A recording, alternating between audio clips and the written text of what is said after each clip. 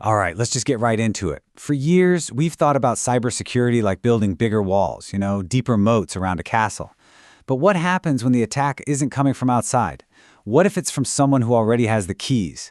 Well, that is exactly the fight we're facing heading into 2026. Identity isn't just about logging in anymore. It's becoming the single most important and, yeah, the most vulnerable battleground in our digital world. This quote from Jason Rabels at Expel, man, it just says it all. It completely reframes how we have to think about security. See, the game isn't about smashing through firewalls anymore. It's about strolling right through the front door with a stolen key. So let's be absolutely crystal clear on this one point.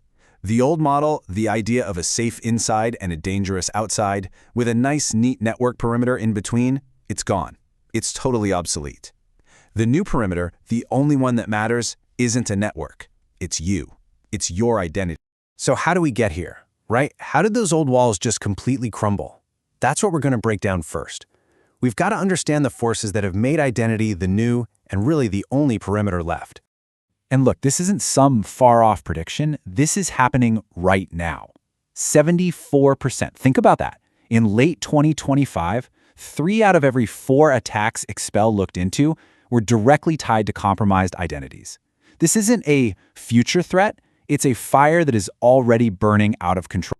And here's the engine that's driving that fire. As Ian Gray from Flashpoint points out, there's a whole criminal economy, fully industrialized, built around stealing and selling your credentials. It's like a factory. Malware, these info stealers, just vacuum up credentials from infected machines. Then they're packaged up and sold on dark web marketplaces for like pennies. It makes getting into a corporate network a cheap, easy, off-the-shelf service for literally any attacker. Okay, so stolen credentials are the fuel. But now we're about to pour a massive accelerant on the fire: artificial intelligence. You see, AI is fundamentally breaking our ability to trust what we see, what we hear, and what we read. It's erasing all the little signals we've trained ourselves to look for over the years.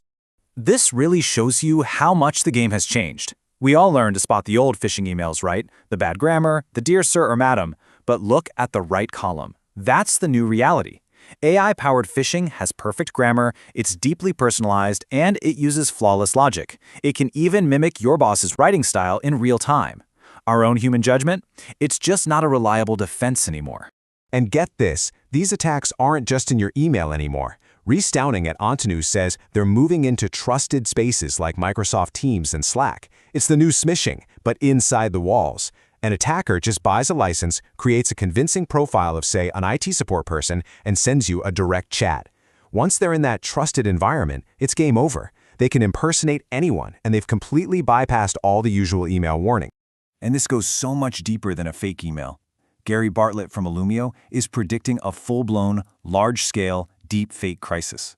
Just imagine a fabricated video of a CEO announcing a huge financial loss right before the market opens, or a politician making some shocking statement a week before an election.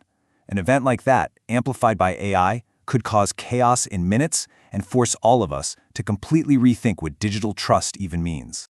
But believe it or not, AI-powered deception is only half the story. We've got a second, equally massive problem coming at us fast. We are filling our companies with a brand new type of worker, autonomous AI agents, and we have absolutely no idea how to keep them secure. This is the term you've got to know: non-human identities, or NHIs. This isn't your login anymore. We're talking about the millions of credentials used by scripts, by APIs, by all those automated systems that make a modern company work. Here's the problem. Our security systems, our entire approach to identity was built for people.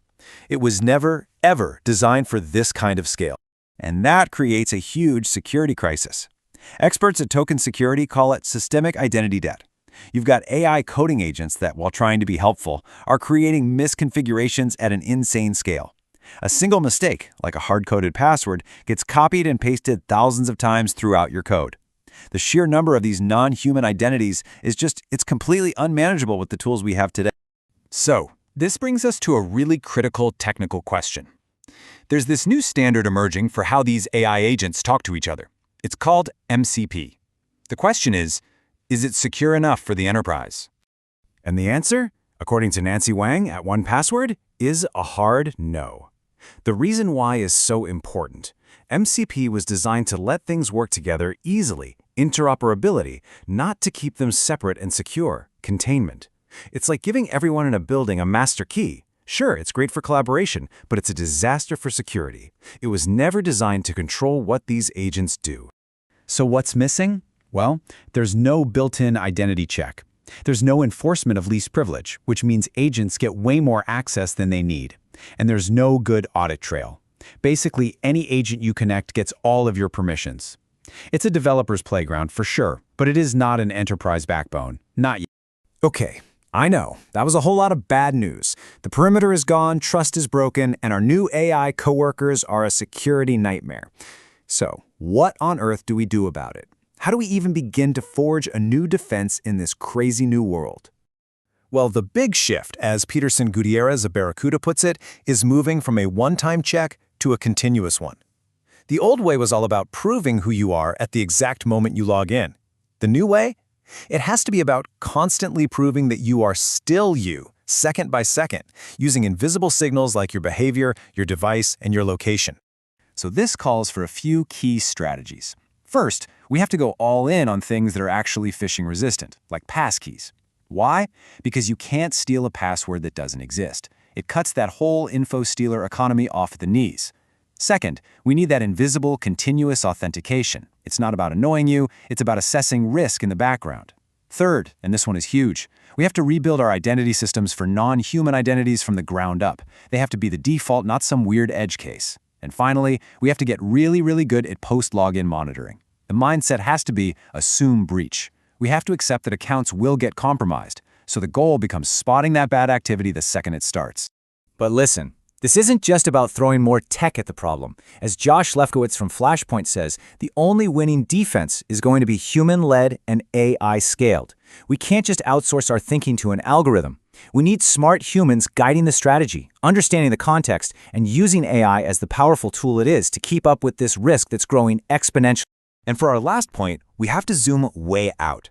Because this whole fight over identity, it's not just happening inside companies. It's actually escalating into a global, geopolitical conflict. The very idea of who you are online is becoming a point of tension between nations. The heart of the issue is this. We are watching a global breakdown in digital trust. Every country agrees we need secure digital identities, but nobody can agree on whose system to trust. And this is the fallout. As Jordan Burris from Socher lays it out, every country is building its own digital ID system in its own little silo.